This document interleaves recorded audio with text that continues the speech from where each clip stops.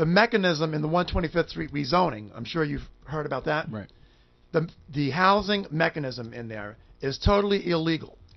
It's designed to bring in families that are way out of the the income brackets that are traditional in this neighborhood. Right. And it's going to push other people out. Right. So. And then at that point, also raise up all of the rents and the pricing of all the different housing, right? That's surrounding the neighborhood. Right. Not exactly. All types of scenarios, are possible, but there's a lot of rent protected housing, but not in that immediate area where they did the rezoning. Okay. So it's a little further out. Mm-hmm. So it really basically it's creating a special district that has a certain type of people. Okay. That don't maybe not look like you. Okay. So the income targeted housing is something that Community Board 10 and Community Board 9 and Community Board 8, were pushing for. Mm-hmm. But it really came from grassroots.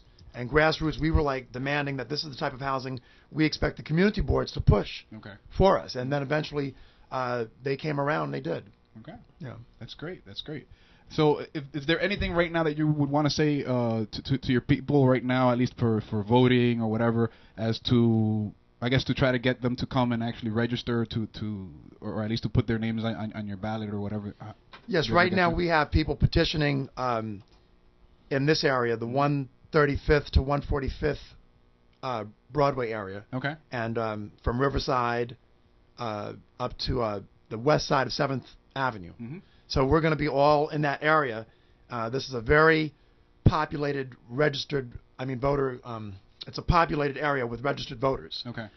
And so we'll be out there, and if you're a registered voter, you don't have to be Democrat. You could be Democrat, Republican, Independent, whoever. Okay. But our people will be out here, circulating the petitions. Okay. And, we need people to come out and sign these petitions. Okay. So I can get nominated. There you go. So if you're out there, make sure you come and start putting your name on those petitions. I got a question. Go for it. What would you say to somebody who's not registered to vote, and how would you encourage them to believe in the voting system? Because I'm not registered to vote. I don't believe in it. So what would you tell somebody like me to, as far as becoming somebody who needs to register to vote? What's wrong with you, man? I've never done it because electoral votes are the majority votes anyway for presidency. Right, and because of that, I've always thought to myself, well, my voice is not heard anyway. Obviously, my vote is not really counting here. No, that's not really true because every state... But electoral votes can win over popular votes. They can. However, most states, the majority of the states, it's based on the popular vote. Mm-hmm. So, for example, if Obama, if he had won the popular vote in New York State, he would have to get those electoral votes. Right. So that's how it works. So I think there are just maybe one or two states where it doesn't work that way. But the majority of the states, if the majority of the voters vote for a certain candidate, then the electoral votes have to go. That's the law. So that's how Obama won.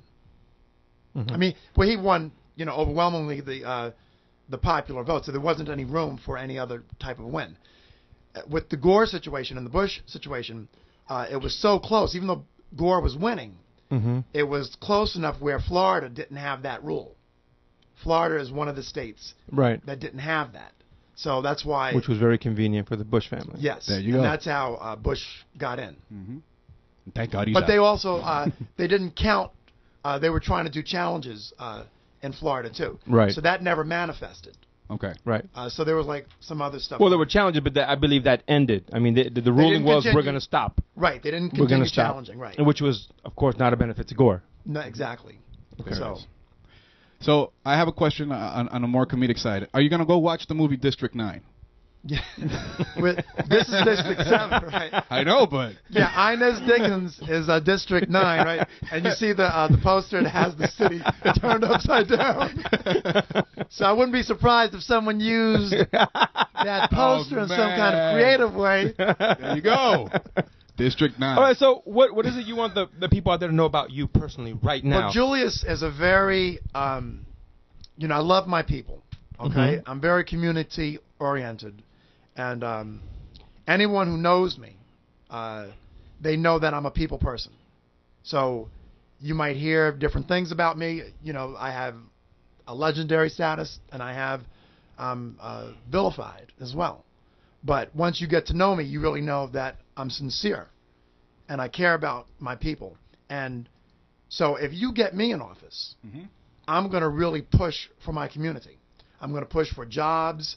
I'm going to push for freedom, justice, and equality for all people. Anyone living within my reach. You know, I'm going to push for that. Right. And that's how I was brought up. And